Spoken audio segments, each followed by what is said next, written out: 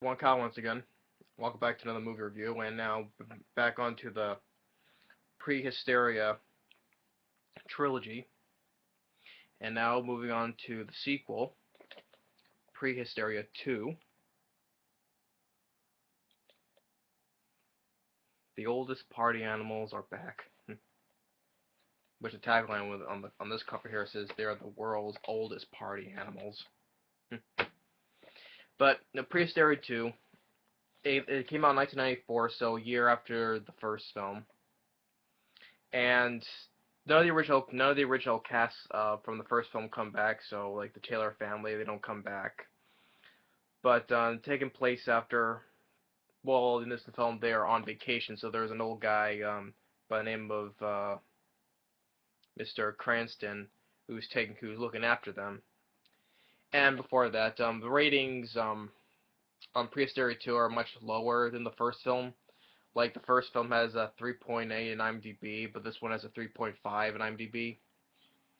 And on Rotten Tomatoes, the first film has a 38%, and this one has a 28%. So much lower than the first film. But like I said, I don't think these aren't as bad as people think they are. It's about small miniature dinosaurs. I don't think it's not that bad. And the sequel, while the Taylors are on vacation, the guy, Mr. Cranston, who's looking after them, um, while they're in the greenhouse, you saw in the first film, they, they, what you can say, outsmart the old guy, but I mean, the old guy could, how he loses his glasses, but of course he could find them easily. But I also have some of the some of the silliness I can deal with. But they wanted to, where there's a big pile of raisins, there's a crate in there, a crate of raisins, and there's some on the floor. And of course, another the silly thing is there's some couple of guys they're shoveling in raisins into a crate, and they cannot see the dinosaurs are in the crate. You can clearly see them, and yet the guys are shoveling the raisins into the crate cannot see them in the crate as they're putting in the stuff into the box. Like I said, the silliness, yeah, I can deal with it, but like I said, okay, in the previous film, these are like harmless films, I would say, because I had some fun because they're miniature dinosaurs, and like I said, the effects of the dinosaurs were not that bad at all, pretty decent and good, I would say. So then cuts to our main character, this kid by the name of Brandon, who's a rich kid, but his father is like the rich guy. He's like a tycoon, what it said like on the papers on the walls.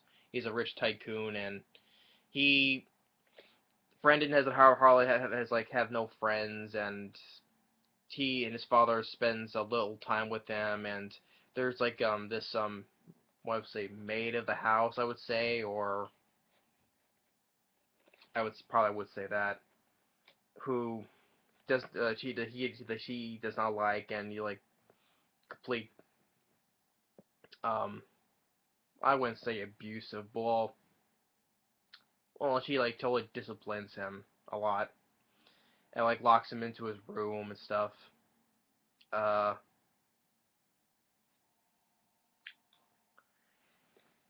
and but he gets sneaks out of his room, goes into the where the the yard where all the train cars are. Some bullies they chase after him, and he hides in the box where the raisins are. That's where our dinosaur friends are.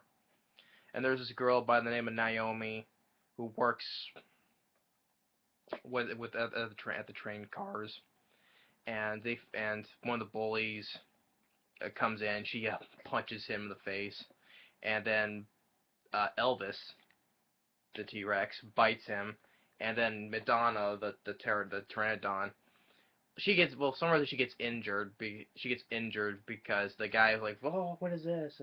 Although I think you never saw him hit her that hard to injure her wing, but she gets injured anyway. And the reason why because they have their, well, looking up. Where is it? So that they could save money and the cost of stop motion animation when her flying around. So that's why. So that's why they have Madonna injured because to save money on the cost of stop motion animation. So, oh well. So they find the rest of them and they say that they're both theirs. But they both want to take them. But Brandon, he goes and pays up a guy to ship to his house because let's say he's a rich kid, so he has this wad of cash and to buy the crate of raisins. So he gets the the crate to his house and tries to sneak by without Miss Winters, I would say the maid. I would say I'll just call maid. Um, one of them gets out, which is a hammer, the one that looks like the Triceratops, but it's not. Was like Chasmosaurus, I think it was. Like knocks horror vase, or another thing where I thought was funny because well, so the woman keeps on sneaks because she's allergic to any animal, so as including she's allergic to dinosaurs. Well, there's a say that made me chuckle. That Hammer's hiding in the piano and she peers in. Then he takes the thing that's holding up the lid to the piano and just slams it onto the woman's fingers. I got a chuckle out of that. Is just on old lady's fingers, she's like oh.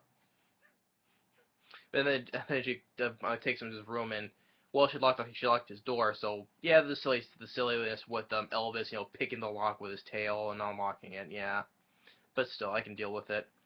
Um, then his father comes back, he's always busy. He's always talking on the phone.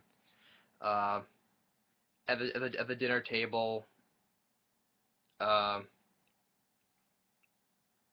like Brandon's given Paula the Brachiosaurus or the long neck broccoli.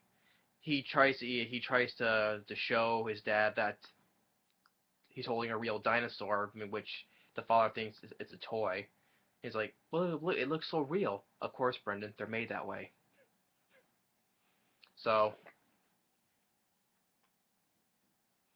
and then by the next morning, um,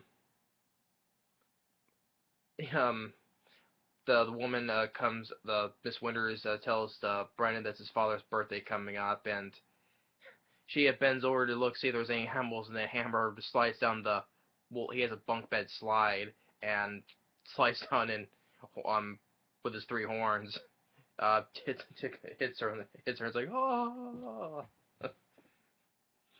and so Miss Winters decides to call in what she believes there are rats in the house. So she just calls in the exterminators. Naomi comes over, seeing that he has all this stuff because he's rich and all. But he says that his father has never time to play with them, so he gives him all this stuff in which he doesn't play with because um, then the exterminators come over, which are these two guys, these bumbling once again like the first one with those two bumbling henchmen. They get these two bumbling exterminators because well, they say that they act like they're the military, like they're using the military. They're even dressed like in military outfits, military, what you could say, military exterminators. They're talking like military and stuff while doing their job. Yeah, the both those two guys, I think, were pretty much careful because yeah, you can see they're bumbling idiots. We're trying to act like they're military and well doing their job, whatever, but. Uh, they're searching, while the two kids the dinosaurs up into the attic. They find this old big huge train set, which they found that it used to belong to his father. And the two guys there in the attic, they said that what if there are ghosts in here? And of course the two kids they use the stuff to turn on the train set to make them think and they move on their own, so this to scare the guys. Yeah, and then the Elvis, the T-Rex, knocks over like a pail of marbles. And this is like one of the worst pratfalls I've ever seen. And like how the way how you know how usually and when they usually it's like in cartoons or stuff or when they like grab like well they try to balance on like on marbles how the way they're I don't know how to explain it, but like they lose their balance on the marbles how the way they do it and then they it's just it's just kind of hard to explain. If you watch that scene, if you will know what I'm talking about. But that's like one of the worst pratfalls I've seen though. But and then they get scared and they run away. Um, then they find a picture. Brendan finds a picture of his dad when he was a kid, playing with his model trains, and like he's wearing like a little conductor's outfit. And then that's the reason why he explains to Naomi that's why his father is always working, and that's why his mother left him, and his father had the best lawyers. That's how he got to keep custody of him. So then Brendan gets an idea that for his father's birthday is to fix up his model train set for him, and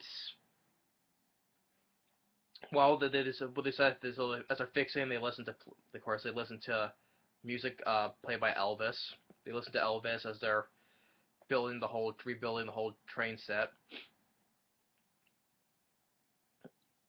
which I think was the same song from the beginning of the first film, where the kid Austin O'Brien was like jumping on his bed, listening to that same song. I think it was. Um, so they completed the whole set though, but they needed some three things, like they needed a clock, a bell, and some trees. And they get some of the plants from the gardener Ivan, which and also and the clock from Mr. Hero, the chef of the house. Which those two guys they like at the beginning of the film they don't like Brandon because he caused mischief with them. Like earlier, Brandon sprayed Ivan with the hose and he turned Mr. Hero's music up real loud when he turns on. It's like blasting in his ears. So they get some plants and the clock from them, and now they need the golden bell, which was in Miss Winter's room. Um, but then Miss Winters comes to the room, and which by the way she's wearing a wig, so she's like bald and but she's wearing a wig, and then they get caught, and Naomi gets thrown out, and then Brendan goes back over they're trying to apologize, but she's upset still. And by the next day, Brendan's waiting for his dad to come home because his birthday is like a banner says "Happy Birthday, Dad." But he hasn't shown up, and he gets upset. And Ivan and Mr. Hero they feel sorry for him. And then Miss Winters they hear something in the attic because she thinks it's the rats again. Well, what you get like this scene right here where Elvis and Paula they're fighting over this cake here. They're like tugging at pulling at this at the trying to eat this cake, and Miss Winter sees them. She starts hitting him with a broom. They chase him all the way into Brendan's room. Um, Brendan says, no, and then that was kind of funny how he goes and tackles her, and she goes like a full somersault backwards. I thought that was kind of funny, made me chuckle there.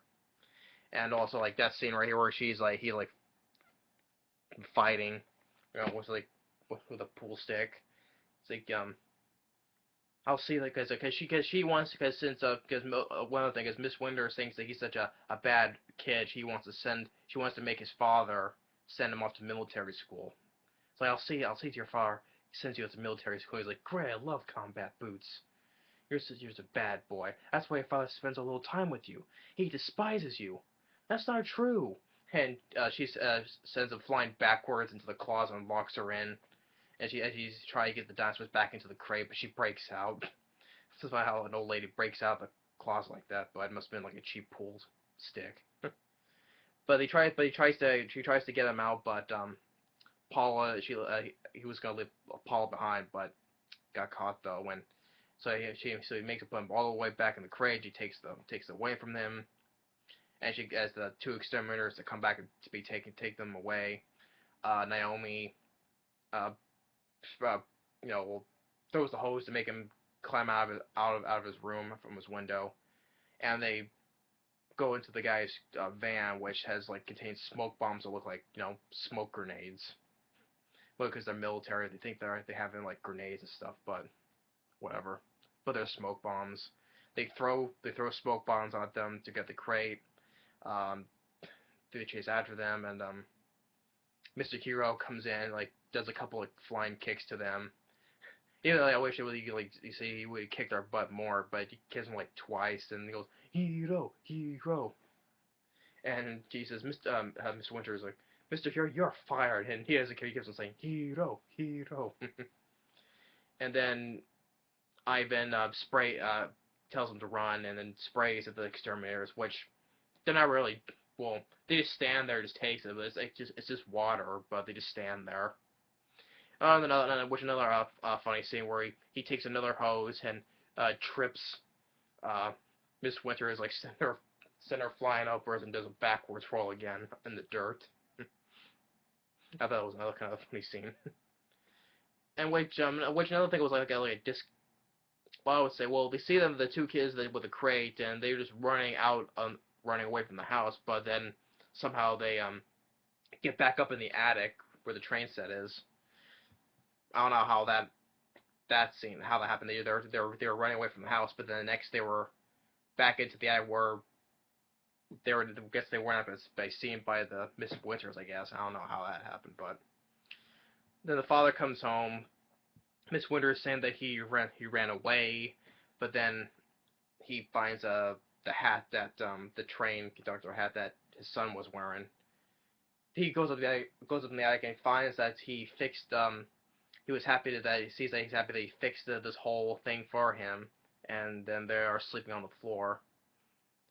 And his phone was ringing again, but he decides to not this time. Goes and throws his phone away and says, "I'm not gonna let anyone spoil Perfect Birthday." And he's happy that he fixed all his train set again. Then he sees the dinosaurs and tells Miss Winters, "You can just forget about sending Brendan off to military school." And then and then Mr. Cranston, which earlier Brendan found that because they wear collars now and they have a number from the tailors, so he left them a message. He left him a message earlier, so that's how Mr. Cranston comes and finds them to take him back to the tailor's place. Then they say goodbye to them, and they drive off. Um, then the shows with Brendan with his father Naomi. They're getting ready to play with the trains. Then they have Miss Winters play along with them, wearing this conductor outfit, all aboard, saying. And then it just shows them playing with the model train set, and that's it. So yeah, like I said, I like Prehysteria too. It's just like I said, it's not that. I mean, the whole trilogy, yeah, it's. I don't think this is not as bad as people think it is. Like I said before, I guess why people think it's so bad, they're not gonna get a DVD release. I still don't understand why it's that hard to put these on DVD, even in a 3-pack. But I'm not gonna say that because I already said them in the previous review. But I'm just gonna say because I wanted to get these on DVD. So yeah, Prehysteria 2. It's a decent sequel. I had some fun with it, even though with the quirky and silliness with some of the things I said, I could deal with it. It's just I don't know what can I say about about this whole trilogy. It's just some of the quirkiness and silliness. Yeah, people would complain. Oh, it's like that's dumb, cheap, and stupid. But I understand. But I can deal with it. I can deal with the silliness because I said I like what these little guys are going through. How mean these different people and other aspects and stuff. But the kid who plays Brendan, Kevin R. Connors, he was alright. He was fine. Not I'll say all the actors in these were alright except for, well, the two bumbling exterminators I didn't care for. Um, the girl who plays Naomi, she was there. The woman who plays Miss Winters.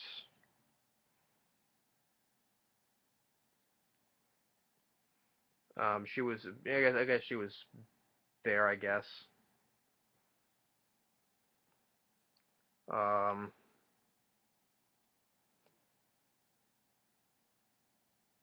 so, hmm. The father, he wasn't in that much because he's always away a lot in the film. The two guys, the gardener and the chef, Ivan and Mr. Hero. Eh, I guess so. I guess it's they're like but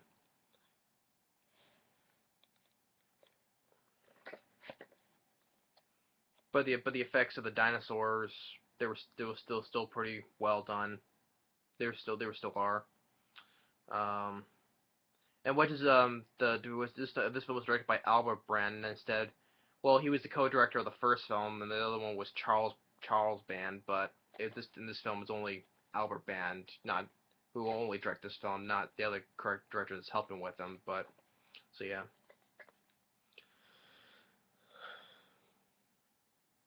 So Prehysteria 2, I think it's a decent sequel. It's not as, like I said, all these films are not as bad as people think they are. Yeah, with the quirky and silliness, yeah, probably that's why people nitpick on stuff like that because of the silliness. But I think it's just not as like I said, I've seen other films that are much worse than these. Even some family films, I think it's much worse than these. Like I don't know what other ones I say. I think they're worse. They can be worse than these. Well, I can name a few though, but I think those are the films I can name of. I think they're worse than these films, you know. But yeah, that's my review for Prehysteria 2. I would say it's a decent sequel. Probably the people should, like I said, I don't think anybody has ever reviewed these films, so maybe I'm the first or not though. But anyway, yeah. So yeah, Prehysteria 2.